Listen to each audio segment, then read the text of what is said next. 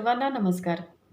सर्वप्रथम मी council of creative एज्युकेशनचे खूप आभार मानते की त्यांनी एक छान विषय मांडायची मला तुमच्यासमोर संधी दिली.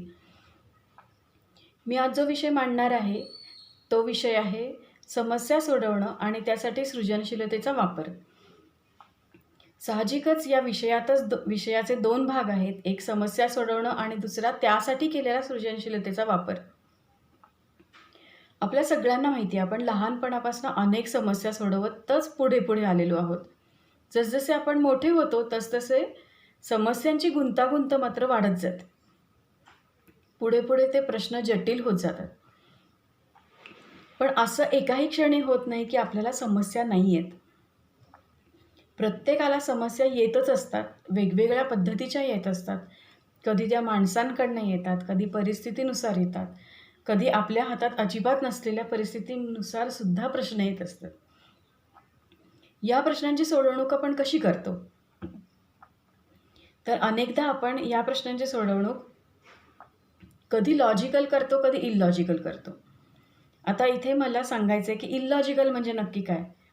तर ज्या समस्या आपण भावनेच्या भरात सोडवतो त्या समस्या या इलॉजिकली सोडवलेल्या असतात. कारण समजा कुठलाही एखादा प्रश्न आपल्यासमोर आला आणि आपण राग, भीती, चिंता, ताण किंवा नैराश्य याच्या प्रभावाखाली असलो आणि जर आपण तो प्रश्न सोडवला तर तो चांगल्या पद्धतीने सोडवलाच जात नाही. कदाचित आपल्याला असं वाटेल की हा प्रश्न आपण सोडवला आहे, पण तो सुटलेला नसतो. आणि असंही होऊ शकतं की पुन्हा ती समस्या आपल्यासमोर येऊ शकते आणि यावेळेला जास्त उग्र स्वरूप धारण करून येऊ शकते. त्यामुळे समस्या इलॉजिकली सोडवणं हे योग्य नाही आहे. आता ज्याला आपण म्हणतो की भावनेच्या भरात घेतलेले निर्णय, भावनेच्या भरात सोडवलेली समस्या ही चुकीची असते, याला मेंदूशास्त्रात काय म्हटलं आहे? तर इथे मला डॉक्टर पॉल मॅकलिन यांच्या थिअरी ऑफ डाऊनशिफ्टिंग या थिअरीचा इथे मला संदर्भ द्यावासा वाटतो आहे. त्यांनी काय सांगितलं आहे? त्यांनी असं सांगितलं आहे की आपल्या मेंदूमध्ये अनेक एरियाज असतात. त्यातले 2 एरियाज हे आत्ताच्या आपल्या विषयासाठी महत्त्वाचे आहेत. त्यातला एक एरिया आहे निओकॉर्टेक्समधलं प्रीफ्रंटल कॉर्टेक्स आणि दुसरा एरिया आहे लिम्बिक सिस्टीम.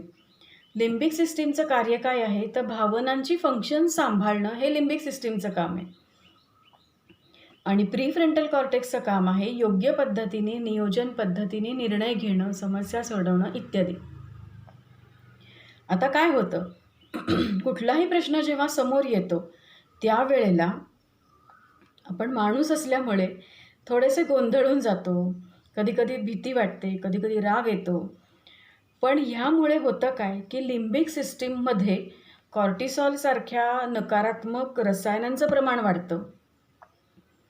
रक्ताचा आवेग हा लिम्बिक सिस्टीमकडेच असतो. भावना कारण आपल्या जोरावर असतात. त्यामुळे याचा परिणाम असा होतो की निओकॉर्टेक्सकडे आणि त्यातल्या प्रीफ्रंटल कॉर्टेक्सकडे मात्र रक्तप्रवाह आपला कमी राहतो.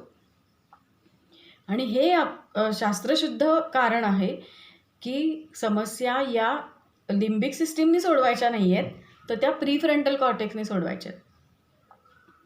तर यासाठी मला असं वाटतं की समस्या या इलॉजिकली सोडवता कामा नयेत. लॉजिकली समस्या सोडवण्यासाठी सुद्धा अनेक मार्ग आहेत. त्यातला एक मार्ग आहे की स्टेप बाय स्टेप समस्या लिहून काढणं, त्याचे कसे आपण सोडवणार आहोत याचे मुद्दे लिहून काढणं, आधी कागदोपत्री ते सोडवणं आणि त्यानंतर प्रत्यक्षात सोडवणं, हा एक मार्ग आहे. दुसरा मार्ग काय आहे की ऑप्शन्स तयार ठेवणं. एखादा प्लॅन सक्सेसफुल नाही झाला तर प्लॅन बी, प्लॅन सी असे आपल्याकडे तयार ठेवणं, हे लॉजिकली समस्या सोडवणं आहे. पण मला इथे आधार घ्यावासा वाटतोय तो म्हणजे डॉक्टर डॅनियल गोलमन यांच्या भावनिक बुद्धिमत्तेच्या सिद्धांताचा. त्यांनी काय सांगितलं आहे की IQ महत्त्वाचा आहे, पण त्याहीपेक्षा EQ महत्त्वाचा आहे.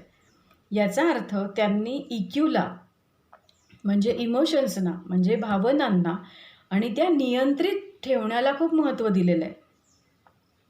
ज्या माणसाच्या भावना नियंत्रित असतात, जो माणूस आपल्या भावनांच्या आहारी वाहून जाऊन निर्णय घेत नाही, त्या माणसाच्या यशाच्या शक्यता पण वाढतात.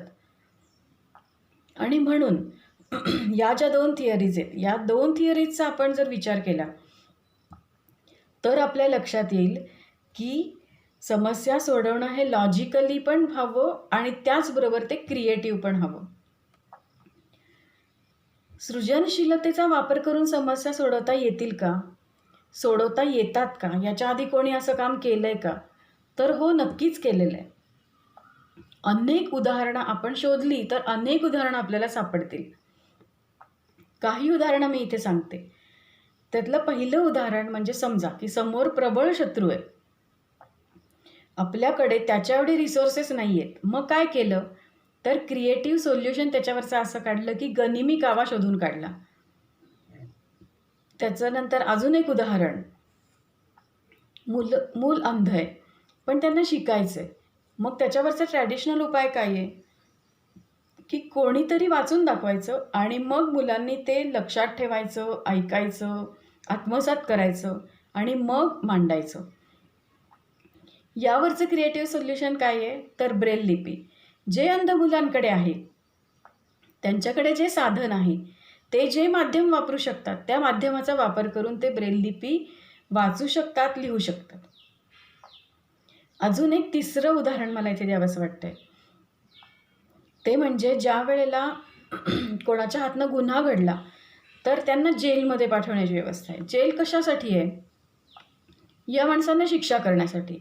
शिक्षा कशासाठी करायची आहे? त्या माणसामध्ये सुधारणा व्हावी म्हणून शिक्षा करायची. जर असं असेल तर सगळी माणसं सुधारतात का?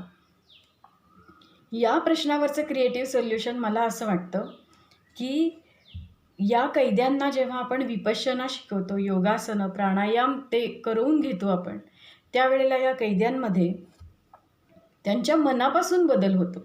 तो शिक्षेमुळे झालेला बदल नाही आहे, तर आतून झालेला बदल आहे. त्यामुळे अशी काही क्रिएटिव्ह सोल्युशनची उदाहरणं मला तुम्हाला द्यावीशी वाटली. आता आपल्या हे लक्षात येईल की हे काही फार वेगळं नाही आहे. आपल्यापैकी प्रत्येकजण क्रिएटिव्ह सोल्युशन शोधून काढू शकतोच आणि काढलेली पण असतील आत्तापर्यंत.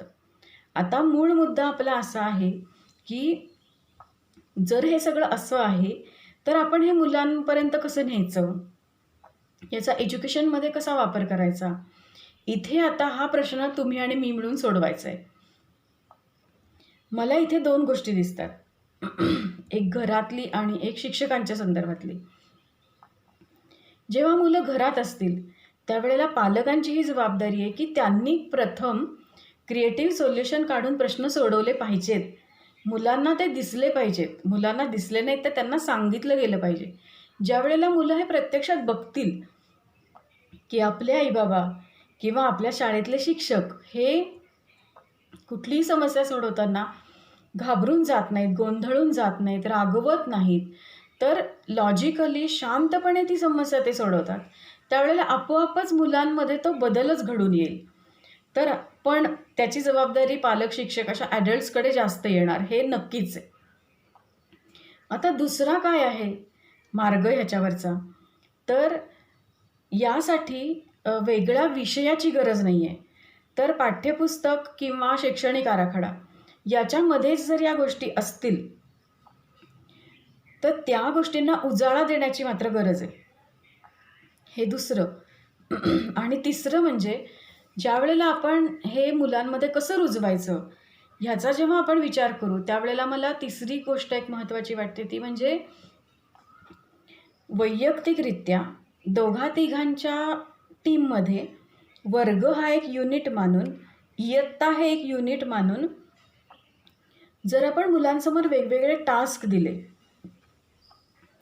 कधी ते त्यांच्या स्वतःच्या संदर्भातले असतील, कधी शाळेच्या, कधी समाजाच्या, कधी थोडे अजून वर, अशा ज्या वेळेला आपण समस्या त्यांना सोडवायला देऊ, क्रिएटिव्हली सोडवायच्या आहेत त्यांनी त्या, तर त्यांना त्या नक्की येतील. माझ्या मते ॲडल्टपेक्षा मुलांची कल्पनाशक्ती जबरदस्त असते. त्यांच्यातली सृजनशीलता अफाट असते, त्याचा आपण इथे उपयोग करून घेऊ शकतो आणि मुलांना क्रिएटिव्हली सोल्युशन कसं काढायचं एखाद्या प्रश्नावरचं, कोणत्याही प्रश्नावरचं, याची इतकी तयारी आपण त्यांच्याकडनं करून घेऊ, अगदी बालवाडीपासून ते 12वीपर्यंत, की आयुष्यात त्यांना कुठलाही प्रश्न आला तर त्या प्रश्नाचं रेडीमेड उत्तर त्यांना मिळणार नाही, पण हा प्रश्न कसा सोडवायचा याचं एक शास्त्रशुद्ध एक आराखडा त्यांच्यासमोर असेल, की कुठल्याही प्रकारे भावनांच्या आहारी जायचं नाही आहे. आपला शरीराचा, मेंदूचा ब्लड फ्लो हा प्रीफ्रंटल कॉर्टेक्सकडेच ठेवायचा आहे. जो प्रश्न समोर दिसतोय त्याला समोर फक्त न बघता डावीकडनं उजवीकडनं वरनं खाली असं बघून कुठे फट दिसते, किती समस्या आपण सोडवू शकतो, अशा प्रकारे त्यांचं थिंकिंग स्किल वाढू शकतं. मुलांचंच जास्त वाढू शकतं आपल्यापेक्षा, मोठ्या लोकांपेक्षा. त्यामुळे मला ही एक मोठी इथे एक स्कोप दिसतो खरं सांगायचं तर, की जर योग्य पद्धतीने ही गोष्ट करू शकलो ना आपण, तर मुलांसाठी ती खरंच खूप फायद्याची ठरेल. आपण मुलांसमोर नेहमी पाठ्यपुस्तकातले प्रश्न ठेवतो. आता नवीन जी कृतीपत्रिका आपण काढलेली आहे त्याच्यात अजून थोडं त्या उतार्यावरचे प्रश्न असे आपण आता नवीन तयार केलेले आहेत. त्याही पलीकडे जाऊन मुलांच्या विचारांना चालना मिळेल असेही त्या उतार्यावरचे काही प्रश्न असतात. शिवाय आपण हॉट्सचे प्रश्न पण ठेवतो, की त्यामुळे अजून त्यांना चालना मिळेल. पण हे सगळे प्रश्न एका बाजूला आणि आयुष्यात समोर येणारे प्रश्न की जे खरोखर आव्हानात्मक असतात ते प्रश्न एका बाजूला. आपण जे क्रिएटिव्ह सोल्युशन त्यांना, ही जी क्रिएटिव्ह सोल्युशन स्किल असा मला शब्द सुचतोय त्याच्यासाठी, ही स्किल्स जर मुलांची आपल्याला डेव्हलप करायची असतील तर बालवाडी ते 12वी आपण काही ना काही टास्क त्यांना नक्कीच देऊ शकतो. यामुळे अजून एक गोष्ट मेंदूमध्ये घडून येणार आहे आणि ती फार मोलाची आहे.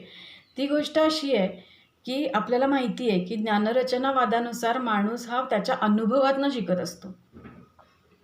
पुस्तकातले अनुभव हे काही काळपर्यंत उपयोगी पडतील, पण स्वतः समस्या सोडवून, स्वतः क्रिएटिव्हली समस्या सोडवून जेव्हा ती मुलं आपला एक उत्तर शोधतील आणि त्यांना हे समजेल की हे उत्तर आपलं योग्य आहे, आपण बऱ्यापैकी उत्तराच्या जवळ आहोत आणि त्याहीपेक्षा आपण चांगल्या पद्धतीने उत्तर शोधू शकतो, हे जेव्हा त्यांच्यासमोर मार्ग समोर उघडा असेल त्यावेळेला कोणताही आयुष्यात प्रश्न येऊ दे त्यांना तो सोडवता येईल.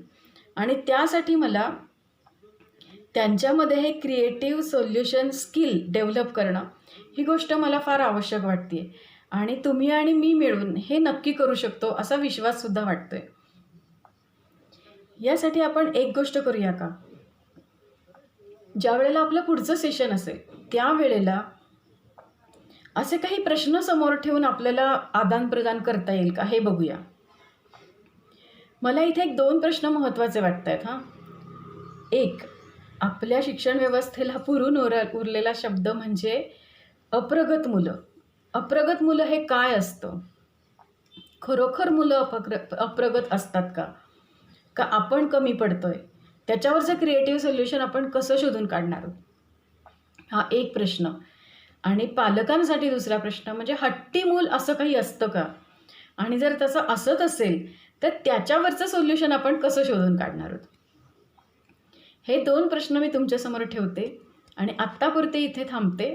पुढच्या सेशनला परत भेटूया आणि भरपूर विचारमंथन तोपर्यंतही करूया आणि त्याही वेळेला करूया. धन्यवाद.